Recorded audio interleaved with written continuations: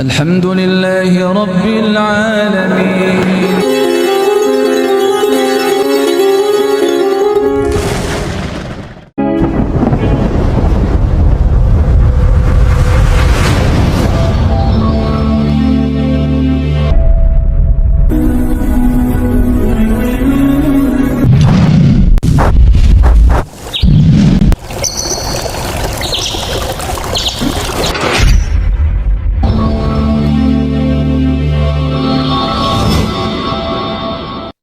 Bismillahirrahmanirrahim. Assalamualaikum warahmatullahi wabarakatuh.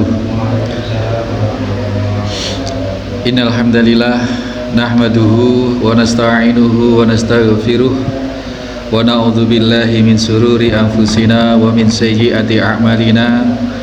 May yahdihillahu fala mudhillalah wa may yudlil fala hadiyalah. Asyhadu an la ilaha illallah wahdahu la syarikalah. Asyhadu anna Muhammadan abduhu wa rasuluhu la nabiyya ba'dah. Allahumma sholli wa sallim wa barik ala Muhammadin wa ala alihi wa sahbihi wa mawalah. Qala Allah ta'ala ya ayyuhalladzina amanu taqullaha haqqa tuqatih wa la tamutunna illa wa antum muslimun. Qala Allah ta'ala ya ayyuhan nasu taqu rabbakumul ladzi khalaqakum min nafsin wahidah wa khalaqa minha zawjaha wa batha minhuma rijalan katsiran wa nisaa'a wattaqullaha alladzi tasaaluna bihi wal arham innallaha kana 'alaikum raqiba. Ya ayyuhalladzina amanu taqullaha wa qulu qawlan sadida yuslih lakum a'malakum wa yaghfir lakum dhunubakum wa may yuti'illaha wa rasulahu faqad faza fawzan adzim.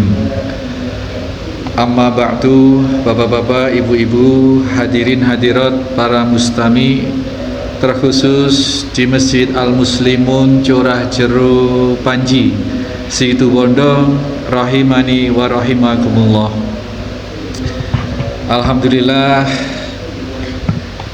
satu hal yang kita syukuri yang terlihat kecil tetapi sering luput kita bersyukur adalah kita sudah berada di musim penghujan. Musim penghujan adalah musim di mana Allah menurunkan rahmat. Di antara banyaknya waktu mustajabah, waktu dikabulkannya doa adalah ketika hujan turun. Ketika hujan turun. Di saat hujan turun juga terjadi banyak beberapa kekhususan dari Allah Subhanahu wa taala, keistimewaan dari Allah Subhanahu wa taala. Dulu kayaknya pernah kita singgung bahwasanya fa anzalallahu minas samai mimma'an fa ahya bihil arda ba'da mautiha. Di dalam surat Al-Baqarah itu bahwasanya Allah menurunkan dari langit berupa air, yakni hujan itu, dan dari hujan itulah Dia Allah menghidupkan bumi setelah kematiannya. Maksudnya diantaranya ketika musim kemarau, terutama di Situbondo atau di Pantura pada umumnya ini kering ya Pak, kering. Saya itu dulu belum hidup di Situbondo, kalau dari Surabaya naik bus menuju Jember itu dari Porong, dari Gempol, Pasuruan, Probolinggo itu melewati Pantura itu Pak.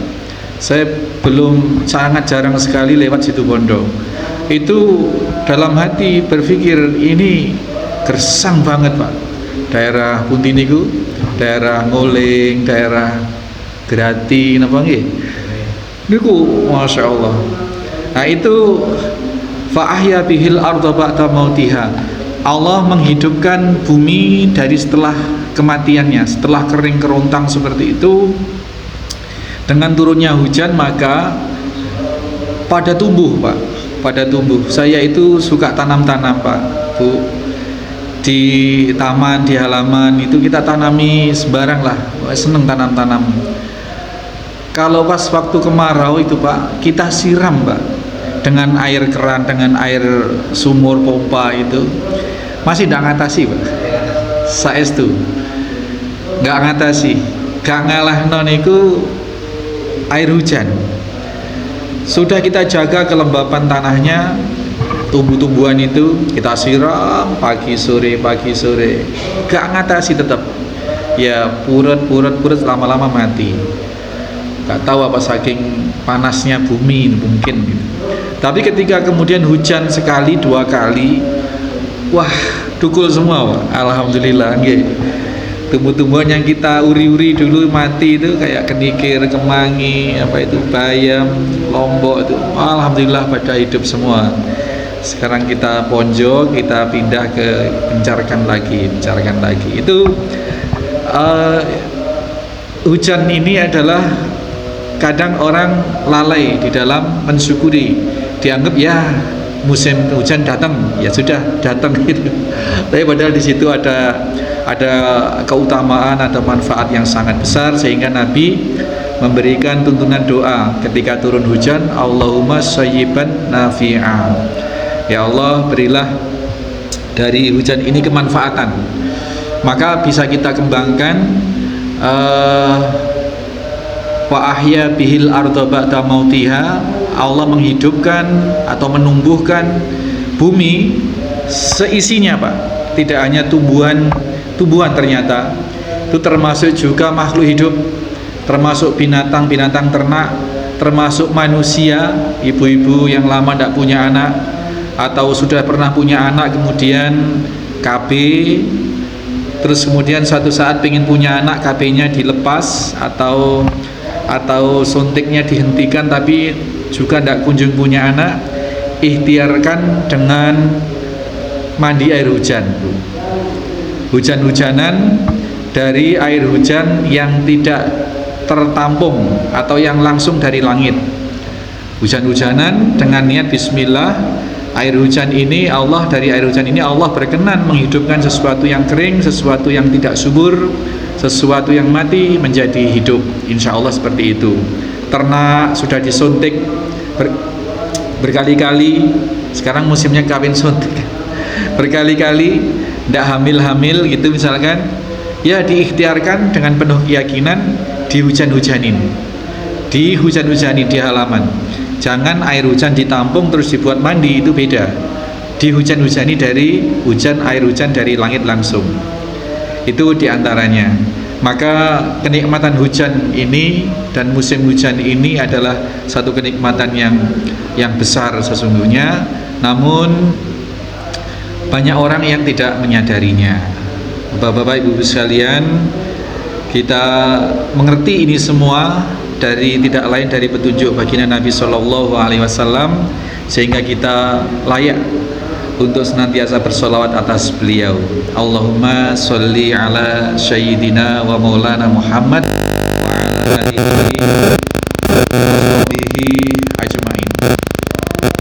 Kita masuk ke bab baru kajian Riyadhus Shalihin kita. Setelah kita melewati bab as-sidq, kita masuk ke bab yang kelima sekarang, yakni bab muraqabah. Ini bab baru. Nate mireng Pak, muraqabah Pak. Dereng nggih? Ibu-ibu sudah ada yang pernah dengar muraqabah?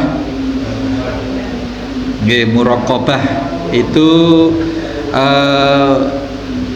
mendekat, maknanya adalah qorib dari kata muraqabah. Itu artinya dekat dan selalu dalam pengawasan.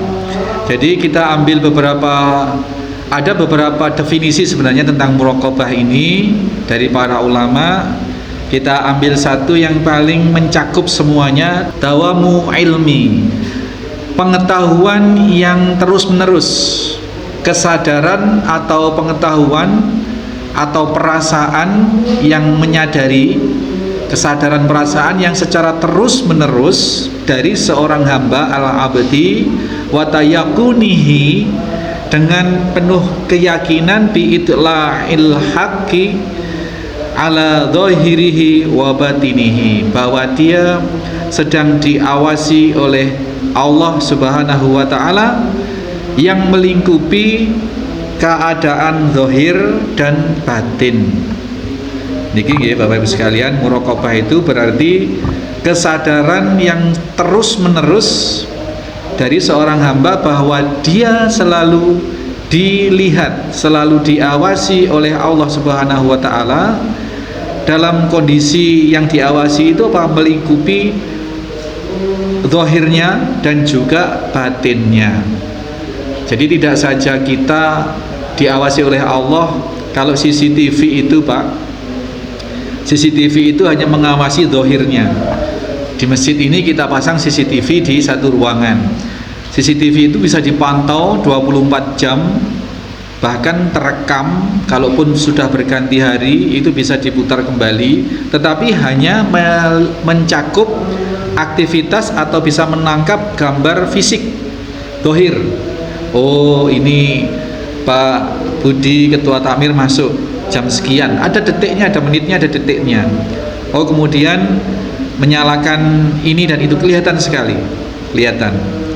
Nah, pengawasan Allah, seorang yang muraqabah ini merasa diawasi oleh Allah, tidak hanya zahirnya tetapi juga batinnya, yang diawasi juga batinnya. Maka ulama memilah atau mengklasifikasi atau menggolongkan muraqabah itu meliputi 3 aspek. 2 aspek besar diurai menjadi 3 aspek yang lebih khusus. 2 aspek besarnya tadi adalah zahir dan batin, segala yang tampak fisik kita, jasad kita, maupun batin yang tidak tampak dalam diri kita. Nah, tetapi yang lebih khusus lagi kemudian diurai dari 2 kategori besar tadi. Pengawasan Allah meliputi zahir dan batin, itu 2 hal yang besar, kemudian diurai menjadi 3. Yakni yang pertama adalah meliputi muraqabatul qalb, yaitu pengawasan Allah dalam hal hati, dalam hal hati manusia. Ini meliputi Allah bisa mendeteksi apakah kerentek hati seseorang itu berbunyi apa, itu Allah sudah mengetahui. Oh, ini makanya kita harus lembut banget dalam menyikapi hati. Makanya ada prasangka itu, ada suudzon itu berdosa. Karena apa? Dzon itu adalah perasaan, Pak. Su'ul itu adalah asu itu adalah keburukan. Jadi berprasangka buruk itu dosa. Bagaimana kok bisa dosa? Ya karena Allah tahu bahwa hati kita sedang berprasangka buruk. Makanya suudzon itu nggak boleh, suudzon itu dosa. Kok bisa tahu ya? Ya bisa tahu. Allah mengetahui kerentek hati seseorang. Itu ya. Jadi ma'rifatu fil qalb, ma'rifatu alal qalb. Jadi pengawasan Allah di dalam hal hati seseorang. Ini Pak, ini betul-betul kita harus gimana ya, mengolah hati betul. Bahkan kita sholat, ibu-ibu kita sholat misalkan, itu Allah tahu sholatnya ini khusyuk apa tidak khusyuk. Sholatnya ini hatinya mengharap apa, itu. Sholatnya ini apa benar-benar lillah, apa kepada atau pamrih kepada yang selain Allah. Allah tahu. Jadi kalau kita merasa hati kita selalu diawasi oleh Allah, dan kita yakin Allah mengetahui isi hati kita, bahkan Allah mampu membolak-balik atau ngitik-ngitik hati kita, gitu bahasanya orang Madiun. Ngitik-ngitik itu apa? Ya bolak-balik, bisa molak-malikkan hati kita. Itu apakah kita mau dibalik menjadi orang yang beriman sore ini kemudian besok pagi naudzubillah dijadikan seorang yang kafir, Allah bisa. Maka kita senantiasa mohon kepada Allah untuk dijaga dalam keikhlasan dan keistiqomahan.